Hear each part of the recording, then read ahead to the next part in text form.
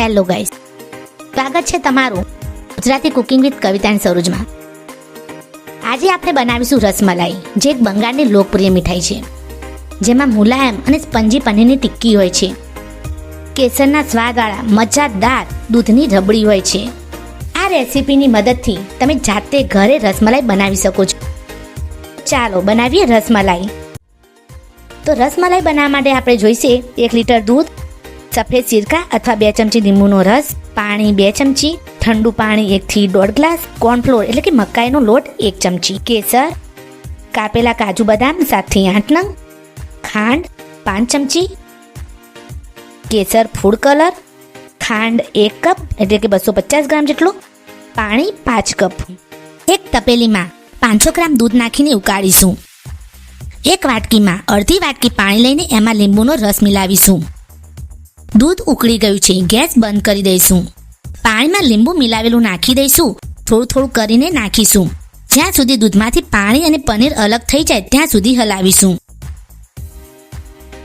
દૂધ ઠંડુ થઈ ગયું છે એટલે ચોખ્ખા કોટનના કપડામાં ફાટેલા દૂધને લઈને ઠંડુ પાણી લઈને ધોઈને નીચોવી દઈશું. એનું એક્સ્ટ્રા પાણી નીતરી જાય ત્યાં સુધી એને એક સાઈડમાં મૂકી દઈશું.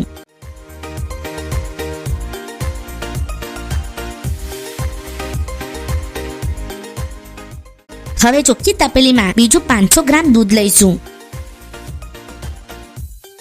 નાની ચમચી કેસર નાખીશું. પિસ્તા બદામ કાપી લઈશું. એક નાની ચમચી ઇલાયચીનો પાવડર નાખીશું. આપણા કાપેલા બદામ પિસ્તા નાખીશું.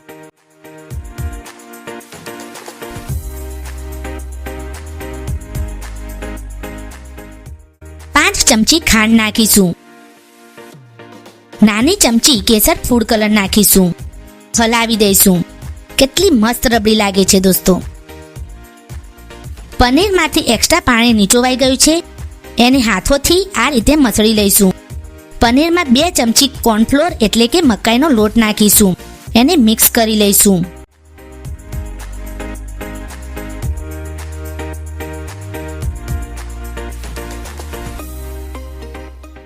હવે પનીરના આવા ગોળ લુવા કરીને નાની નાની ટીકડી જેવા આકાર આપી દઈશું.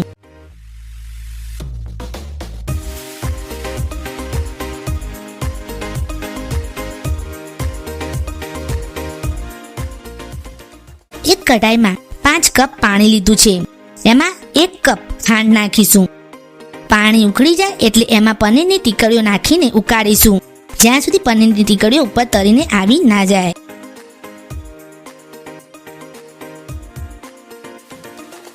આપણી ટીકડીઓ તૈયાર છે. એને ઉકળતા પાણીમાંથી લઈને એકદમ ઠંડા પાણીમાં નાખી દઈશું. આપણી રબડી તૈયાર છે અને ઠંડી પણ થઈ ગઈ છે. ઠંડા પાણીમાંથી પનીરની ટીકડીઓમાંથી એક્સ્ટ્રા પાણી નીચોવી દઈને એને રબડીમાં ડીપ કરી દઈશું. અને કમસે કમ 5 થી 6 કલાક માટે મૂકી દઈશું. આને ફ્રીજમાં રાખવાની જરૂર નથી, પણ તમારે રાખવું હોય તો તમે રાખી શકો છો. તમને રસમલાઈની રેસીપી પસંદ આવી હોય તો અમારી ચેનલને લાઈક, શેર અને સબસ્ક્રાઇબ કરવાનું ભૂલશો નહીં.